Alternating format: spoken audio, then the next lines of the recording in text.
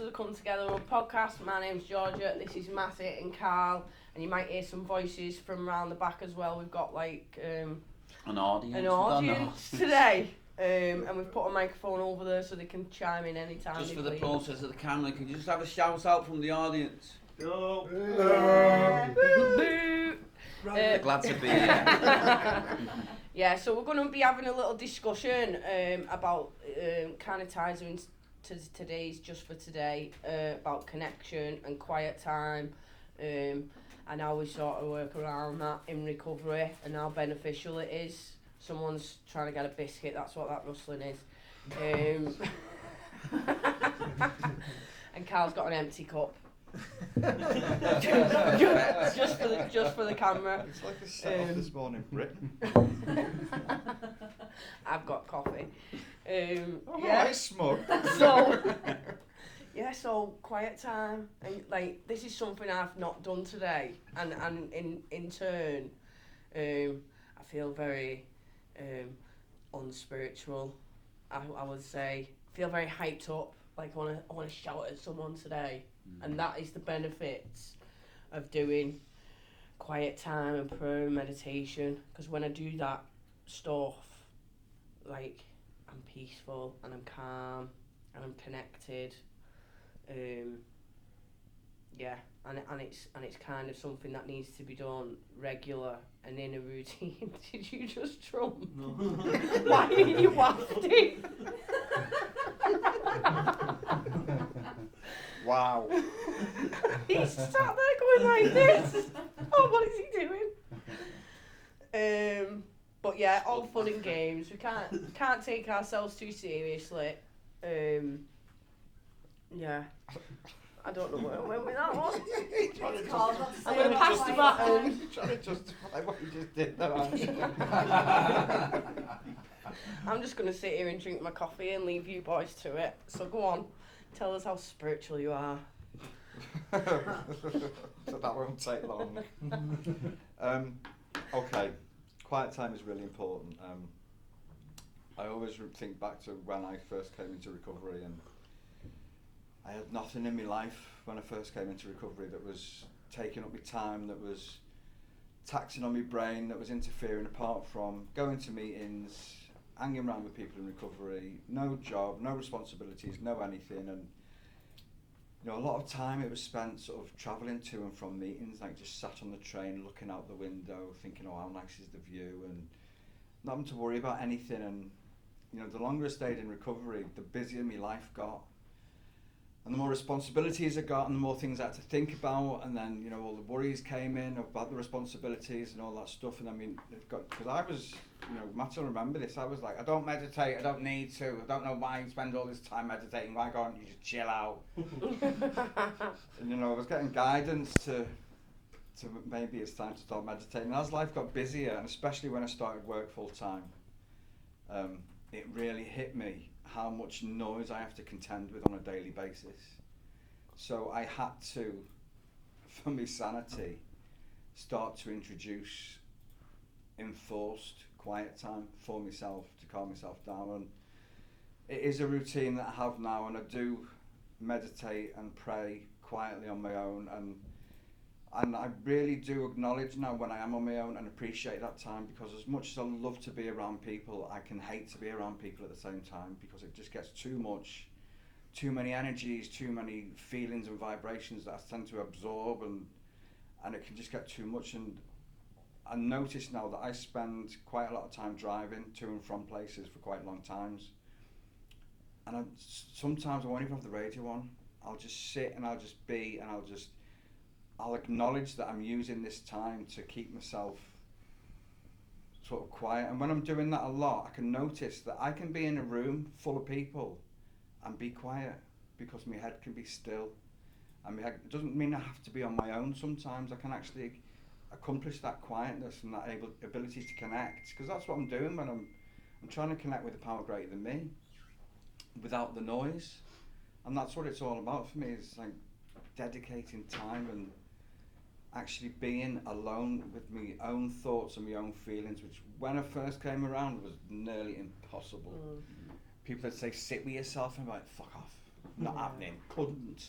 I always had to plan what I was doing next. I'd have to know what I was doing right up to the point where I fell asleep because I couldn't sit with me. Now I start to really appreciate, sitting with myself, being with myself, and just, whether it's out having a walk, whether it's sat in my car driving, whether it's, forced time that I give myself in the mornings. Not forced, but you know what I mean, it's protected time that I have with myself in the mornings. That's why I need the quiet time, otherwise it gets too noisy and I can't connect with the power greater than myself, and it'll just churn over and it won't stop. Yeah. I was saying the same thing last night after the last week where it's been really busy. We've been away with family and it's been non-stop, and it's been as lovely as it's been, and thank God for this stuff that's given me the ability to be there and be a part of things in my life. But I loved getting back home and being by myself, having that time for myself, just to sit and be. Do you know what I mean? Because I really do appreciate that time now where, I'm not thinking where am I going next. I'm not thinking what can I do next. I'm just appreciating my life as is. My home being clean and tidy. I say my bills being paid, but we had a bit of a mix up with that this week, which I think is why I've struggled with my quiet time. But yeah, just that being okay on my own, and even when things aren't going right, do you know what I mean? This week things have been going wrong and I've been okay. Just been it'll be okay. Do you know what I mean? And having that trust and that faith through having that connection and being consistent in my morning routine of having that quiet time and doing what I need to do, which is different for everybody. What I do in the morning to connect and have quiet time, my version of meditation is listening to music, because I can sit and be still, and and I get a lot from the certain music that I listen to. I think me time can be quite dangerous if you don't choose it well.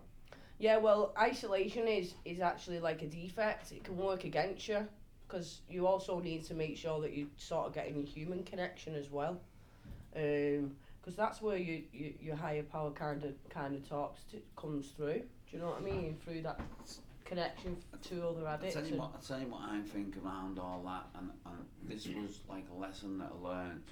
So there's a difference for me. I don't know about anyone else. For me, there's a difference between meditation and me time. So and I can use me time, whatever that means, as a form of meditation. If I pick a guitar up or I'm doing something that I like. I mean, at the minute I've got this thing about my garden. I've got these tomato plants and I love just going out, you know what I mean? And I don't think, I've just had some quiet time there, you know what I mean? It's when I meditate, meditation has a role in my life.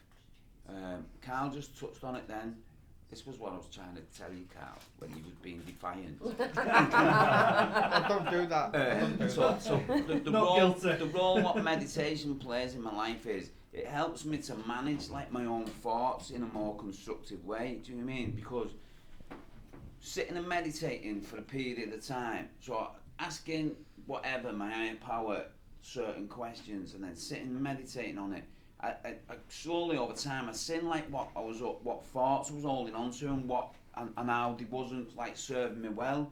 You know what I mean? It's usually thinking about you said about your bills. It's thinking about that. It's if I can learn how to just set that aside for a minute, because it'll still be there. You know what I mean? It'll still be there later on, but you see it through a different set of eyes, kind of. Do you know what I mean? And through doing that, it's almost this is my experience with meditation. It's like going to the gym. So, some days when you fucking really don't want to go, but you drag your fucking ass to the gym. More often than not, you have a better workout. It turns out that you end up having a better workout than you would ever imagine. And that's what it's like with meditation. It's if there's been mornings when I've thought, I can't be arsed, I'm just having a day off, you know what I mean, or I'm not doing it, or whatever, or I'm thinking, or it's not going to serve me today, and I've done it, and I've found that I've had the best meditation, you know what I mean, and some days when I feel like I'm alright, but do it anyway, and I feel like I've not had much benefits from it, and I don't really know if that makes much sense to you, Yeah. but it makes like loads of sense to me, and I think that's the thing about the programme and all the things that we do within it. It's like it only kind of makes sense when it makes sense, you know what I mean? And I've got to participate in it long enough for it to make sense. And for me, I have to acknowledge that it's a skill, it's something I've got to practice, and it's something I've got to be able to develop, because I know now that I am someone who hates doing menial tasks that need to be done. I love going on holiday, I hate packing, or I used to hate packing. You know, George is our designated packer. Yeah. and bringing in mindfulness into what I do, I can actually enjoy packing now, because I've learnt the skill of being mindful while I'm doing something, focusing on what I'm doing instead of trying to get it out of the way and wish I was doing something else, and bringing myself into the present. I can sit there and work if I'm not in a good headspace, and I can dread setting up my bed in work for the night. Like, oh, I've got to go to the cupboard, I've got to get my duvet out, I've got to go into the living room, I've got to pull all the cushions off the couch to make it dead comfy, because it is dead comfy. I've got to do all that, and I'm like, and I put it off and put it off. But if I do it now mindfully, if I clean my teeth mindfully, that is a form of meditation for me, because I bring myself into what I'm actually doing, focusing on what I'm doing and being in the moment, and that is a skill I'm about to learn. It's not. I do that with the dishes. Yeah. And I look at the dishes and I think, I like, can I be asked? But when I'm doing them and I think, like, this is great. Like, and as I'm getting to the point where I'm finished, I'm like, you know, thank God. That's that stuff in it about like managing your tasks. Like, I don't know about you. I know that I've done this a lot. It's like I'll do like 4 things at once. You know what I mean? Yeah. You know, like, and that's where I get like really fucking anxious. You know, 'cause I'm trying to do 4 things at once, and it's like, what meditation helps me to see like what needs to be done next. It's kind of like one thing at a Tetris. time. Remember the game Tetris with the blocks coming down? It's like you just manage one block at a time, but like, you know, if you don't, it becomes a skill, because if you don't do it in the right time frame, tasks build up on you. Do you know what I mean? And thinking builds up, and next thing it's like, and the higher it gets, the more fucking tense and fucking anxious it gets. Well, I can tell you as well what brings me, and I notice this all the time, because in work I can get really, really busy, is actually being productive. Once I know I've done a load of jobs, sometimes I'll use a list, sometimes I'll just know what needs doing and do it. Once I know I've done a load of stuff and I've been productive and I've achieved after it, my head's quiet. Well, have you ever done that when you're working? Because my dad used to say this to me. You said being busy is easier than looking busy. So like I've had loads of jobs over the years, and I've like tried to look busy. You know what I mean? It's fucking hard work. You know what I mean? And if you just like manage your task and just be busy. Now that doesn't have to be like in a job. That could be at all, like, you know, like being at home. Like there's probably loads of stuff you can do in your house. You know what I mean? And then we just like look busy or like act busy, and it's like fucking hard they work. say, don't they? The devil makes work for idle hands. And the even better one that's attached to that. So if My you mate keep told me yourself this one. This is a good one. Productively This. busy. So they say the devil works for idle hands, and the devil dances in an empty pocket. You know what I mean? So you've got nothing to do and you've got no money. The devil will start fucking creating things for you to find fucking. You know what I mean? To be dishonest, fucking all that kind of stuff. It all sounds quite frustrating, doesn't it? When you ask people about meditation, they normally will tell you that they don't know how to. Yeah. That's the first thing people will say. I don't meditate. I'm no good at it. But what you've just said, you 3 guys have just said, that it is quite easy to use daily tasks to connect and meditate. It's this concept. There's no rules It's just to being it. in the present moment. People have this concept that meditation, you've got to sit down, fold your arms, put your fingers like that, have some kind of chime going in the background, and you've got to do it for a certain amount of time or it's not going to work, and all the rest of it. You know, I can go into meditation while I'm standing in a queue in a shop. Yeah. The thing I was always also that I've really noticed about this is I can be and have been in the past a terrible procrastinator. Terribly procrastinating, and while I'm procrastinating, I am finding anything to do. My head's going a million miles an hour because I know there's something I should be doing, I know there's something that needs to be done, and I'll be putting it off and putting it off and putting it off. Now that I understand that procrastination is rooted in fear, I'm able to apply the principles of my program to that fear, and I don't procrastinate like I used to. Yeah, I just get it Pointing done. at Ryan, by Yeah, the way. I'm there. pointing at Ryan because I say to him all the time, just get one thing done. He's like, this needs doing, this needs doing, this needs doing. I'm like, just do one thing.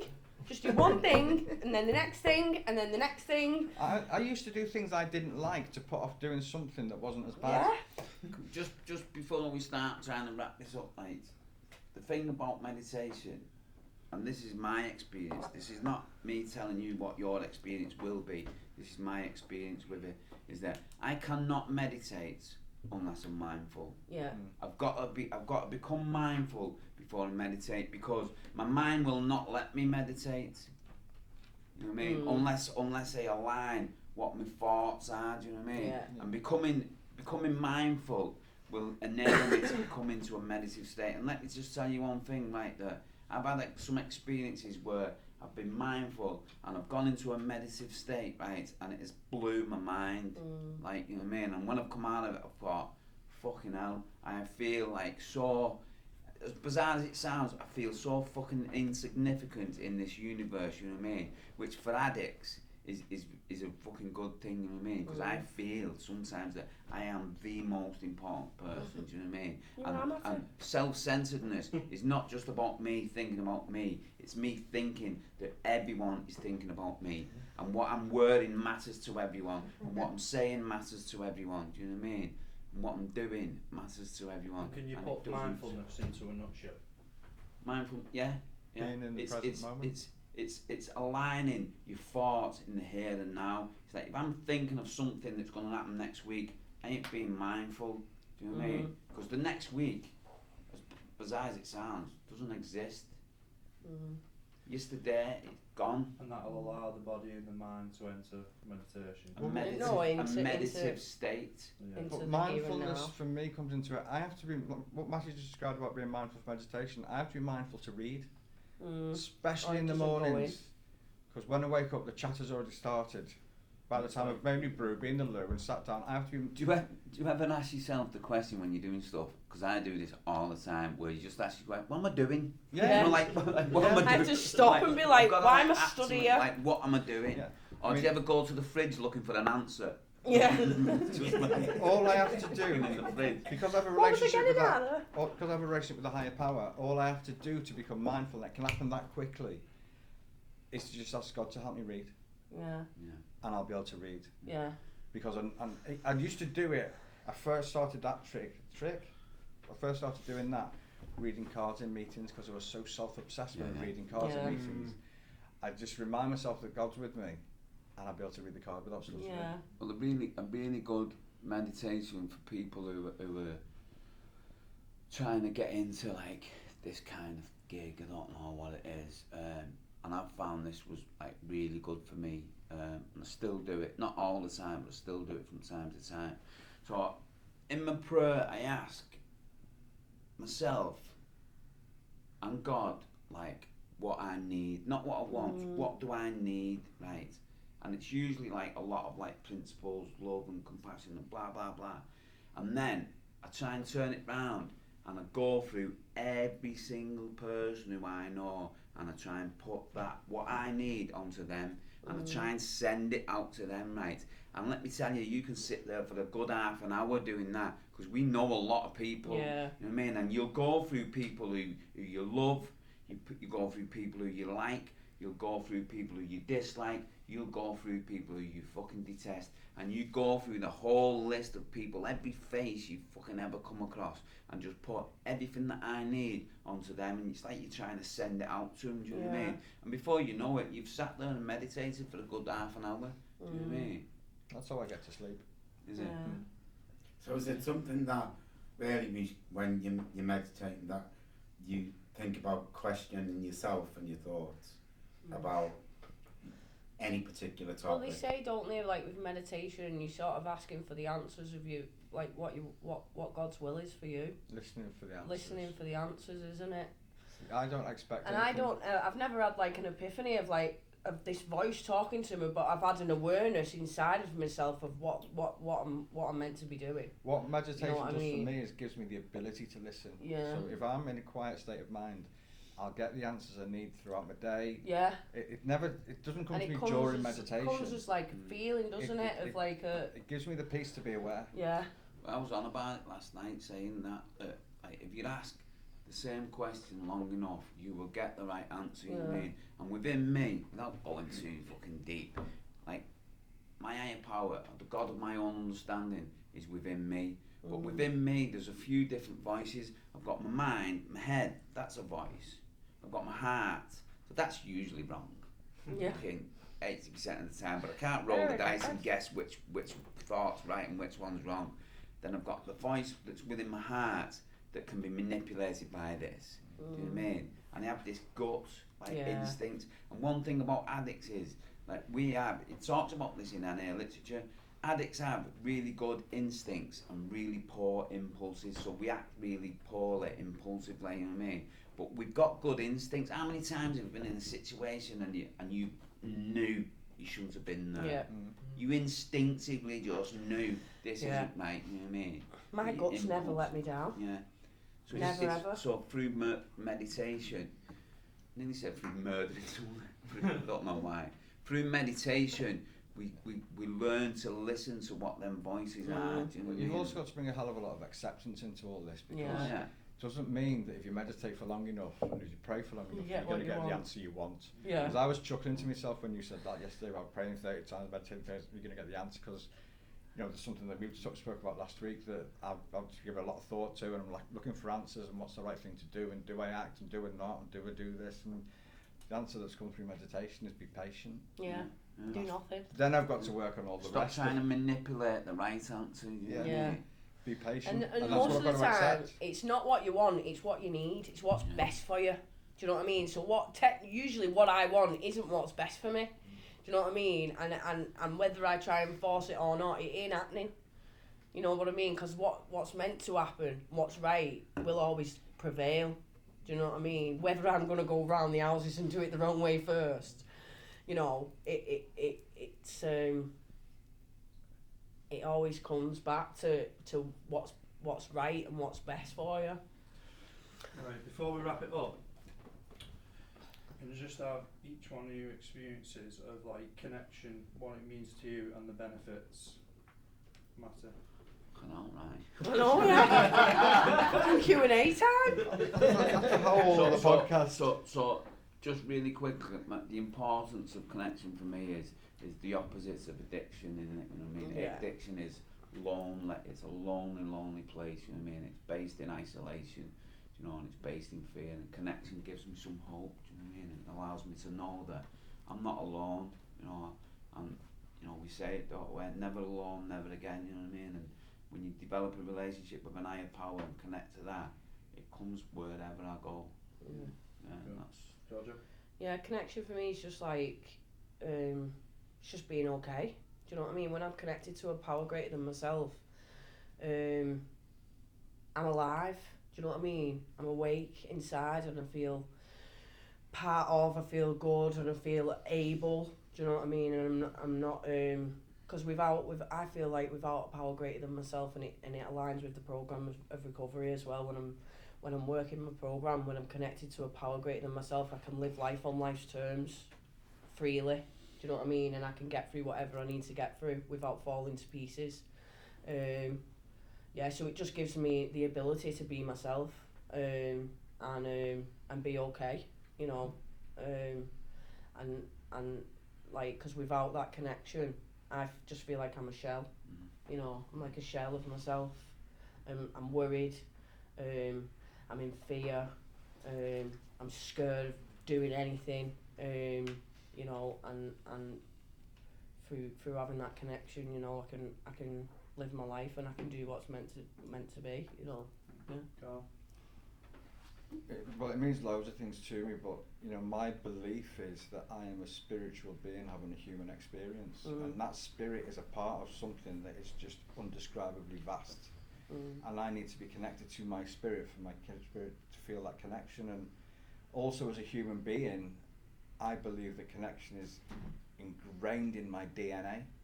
I am supposed to be a part of society. I'm supposed to be a part of humanity and other people and communities and connections and relationships and all that. That's what I'm supposed to be as a human, and that's everything that addiction robbed me of. Everything. Addiction took the whole lot of that away from me, because I just became inward, isolated, alone, and looking at my curtains. That's very poignant, isn't it? Peeping on. Right. Sorry, would you not? No. Yeah, we're going to wrap it up there for today before Ryan has any more spectacular questions for us. So yeah, thanks for watching. If you can share it to your friends, ask them to subscribe to the channel. We've got loads more videos coming up. Thanks for watching. Yeah. Nice one. Cheers. Cheers.